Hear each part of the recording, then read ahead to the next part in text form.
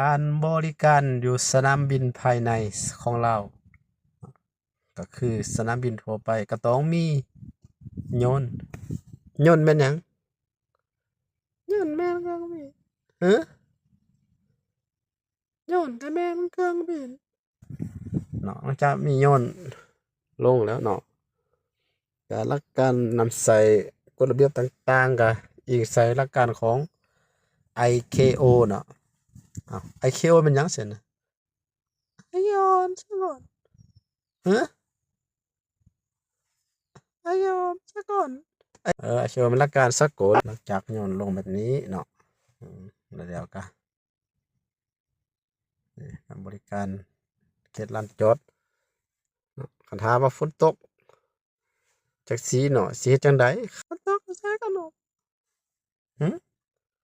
ฝนตกแล้วก็ใส่ขันห่มใส่ขันห่มเนาะสมมุติว่าฝนตกสินี่บ่มีขันห่มจะเฮ็ดจั่งใดสินะบัดนี้เอาบ่มีแล้วก็เลยหึบ่มีแล้วก็แล่นหลังจากมีขันห่มแล้วกางไปจังซี่เด้ขาขันห่มลมพัดจะเฮ็ดจั่งใดสินะเอาลมพัดปลิวไปลมพัดแล้วก็ไล่หึลมพัดแล้วก็ไล่ขันห่มแล้วก็ไล่เนาะอือพากันลงเครื่องบินบางคนก็พบปะโอ้ร่วมกันก่อนเนาะก่อนสิฮอดอาคารก็ได้ถ่ายรูปถ่ายรูปฝนตกก็บ่เกี่ยวบ่สนเนาะถ่ายรูปกันผู้ฝ้าวมาฮอดอาคารก็เฝ้าผู้บ่ฝ้าวก็ถ่ายรูปกันจากนั้นก็มาฮอดบนรับเครื่องเนาะก่อนจะได้เครื่องจากเครื่องบินมาหาอันน่ะ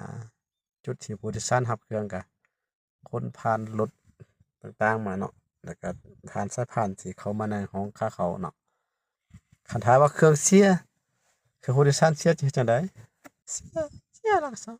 หือเสียแล้วก็ซอกสมมุติว่าซอกบ่เห็นเดะจะเฮ็ดจั่งใดซะบัดนี้เอาถามพนักงานถามพนักงานพนักงานเขาจะซอกให้มันบ่บางคนก็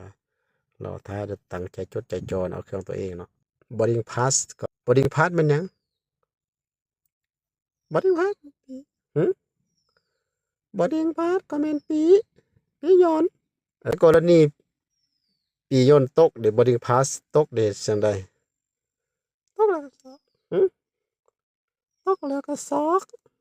ตกแล้วก็ซอกเนาะในกรณีเฮามี boarding pass แล้วเนาะแล้วเฮาบ่มีกล้าจำจากตมได้สิได้ขึ้นยนต์บ่บ่หึบ่แม่นหยังก็บ่ได้เห็นบ่ได้แล้วเฮาสิเฮ็ดจั่งใดบัดนี้เอาไปหาตมไปหาตมเฮ็ดหยังจักหึจักไปหยังก็ไปจำคืนไปจำคืนเนาะไปจำตมคืนบ่จำแล้วก็ขึ้นยนต์บัดนี้เนาะแท็กซี่ออกแล้วแท็กซี่เป็นหยังสิโยนแท็กซี่ขับเคลื่อนหึขับเคลื่อนขับเคลื่อนออกเนาะบ๊ายบายกดติดตามเฮาได้เด้อเพื่อเป็นกำลังใจในการสร้างคลิปต่อไปขอบใจ